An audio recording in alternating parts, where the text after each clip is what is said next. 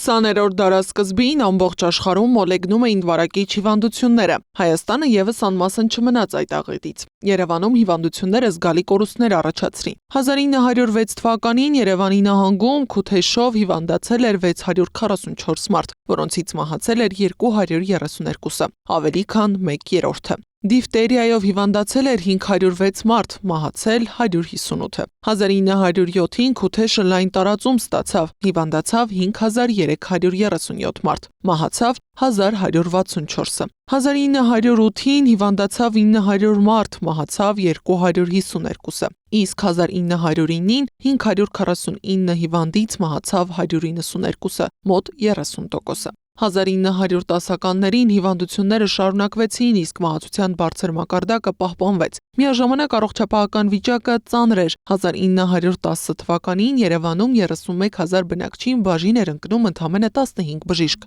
մոտ 1 բժիշկ յուրաքանչյուր 2086 մարդու հաշվով։ Ալեքսանդրապոլում 1 բժիշկը սպասարկում էր ավելի քան 4000 մարդու, իսկ որոշ գավառներում տասնյակ հազարավոր բնակիչների ընդամենը 2-3 բժիշկ էր բաժին հասնում։ Ընդհանուր առմամբ ամբողջ նահանգում կար ընդամենը 49 բժիշկ մոտ 900,000 բնակչի համար։ Վարակիչ հիվանդությունների համար նախատեսված հատուկ հաստատությունների բացակայությունը, սանիտարական վատ պայմաններն ու բնակչության անտեղյակությունը նպաստում էին համաճարակների տարածմանը, հատկապես երեխաների շրջանում։ Արդյունքում վարակիչ հիվանդությունները Երևանում եւ Հայաստանում ունեցան կործանարար հետևանքներ, խլելով հազարավոր մարդկանց կյանքեր։